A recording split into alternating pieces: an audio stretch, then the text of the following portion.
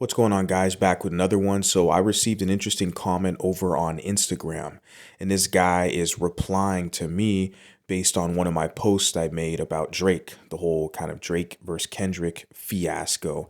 And it's a lot deeper than people think. But check out this guy's reply. He puts, "Ninja, I've been following Drake since he was Jimmy before the wheelchair. Watched Degrassi faithfully. He lived a Jewish lifestyle in a Canadian territory. He may have genetics of African Americans in his DNA, but he did not live within African American culture. Are you sure about that?" You still have my heart. Yo, boys ain't golden gates. Those who fake, they break. When they hit their 400-pound weight, you gotta rule the world. So clearly, just watching that, it's obvious that Drake lived with the African American culture. You literally saw his father, who's African American, and Drake, when he was 9 years old, they're singing together. And it also shows the versatility of Drake, or even back then. He was singing R&B songs and then he switched it up and he was rapping. So he was brought into that. That's part of his culture. He's been singing and rapping since he was a kid. It's funny how people try to like mock him now today as a man. They're like, oh, he's a pop star or he's a singer. He's not a real rapper. You clearly see the video of this guy when he was rapping when he was a kid. Like, he's always been rapping. That's his culture. It's part of his culture, but they're trying to take it away from him.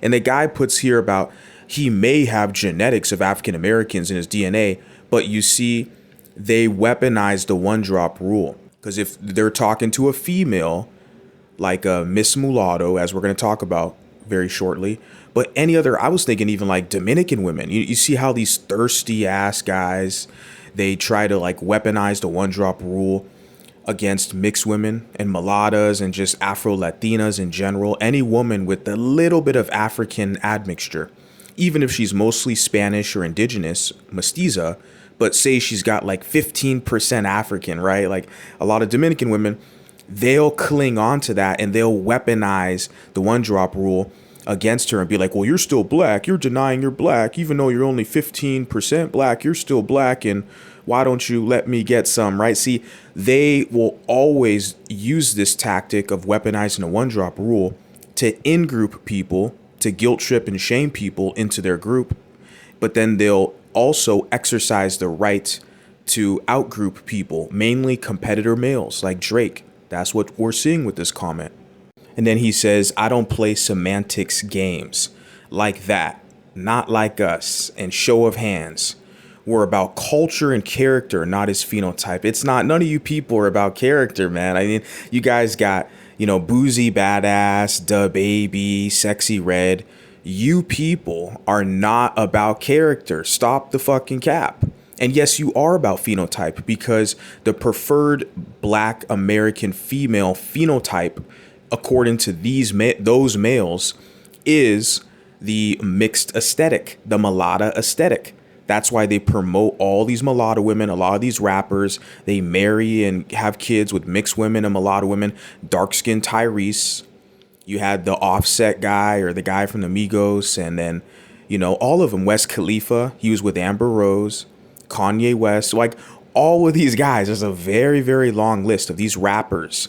And you look at their partners, yeah, they're with like mixed women or Latinas or something, like non-black, right?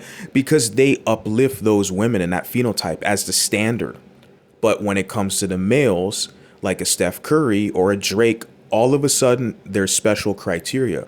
Are you guys catching on to this? And then, of course, like clockwork, he puts Lotto. He's talking about Miss Mulatto. Puts Lotto for show getting off and accepted because she's of black American culture, despite being biracial. No, like I've already pointed out, it's because she's female. This is what you people do. You use the one drop rule to bring in your preference, the preferred females you want to deal with who are not black, or at least at minimum half black. But then you want to also exercise the one drop rule and gatekeep this quote unquote black American culture to kick out guys like Drake, when we literally saw video footage of him with his African American father, enculturating him in the culture from early childhood. I mean, that is Drake's culture. As much as you little social media personality people, your little dumb comments who try to claim that Drake is not like you, he's not a part of your culture, he is. But he's better than most of you, and you can't beat him. And that's really what upsets you guys. And shout out to Light Skin History, because I screenshotted this comment. This is over on YouTube. I forgot what video it was on, but I saw the comment and I was like, oh, okay, I want to add this kind of in conjunction of some other material I wanted to cover. But he puts here, yes, it's blatant hypocrisy. They want to dominate light-skinned people, and when they can't, they cry colorism. Same thing with Drake. They can't dominate Drake, so what are they calling him? A colonizer. Oh, well, he's from Canada. He grew up in a Jewish community, so he ain't a black like me. We're like, wait, what? This guy grew up singing and rapping with his black American father. What the hell happened? Like, you people think you could just like kick him out, like, because you have the numbers. And like what Light Skin History puts here is they want to dominate, right? They want you in their group so they could be the majority and outgroup you whenever they see fit. Right? They don't want to be held to the same standard. That's why this guy was talking about, like, he talked about character and not phenotype. BS. It's all about phenotype with them. Because you notice the correlations they make with light-skinned males. They say weak or sassy or feminine or some crap like that. So they always tie in the character component with the phenotype when it comes to males. And a lot of these light-skinned males, they don't push back.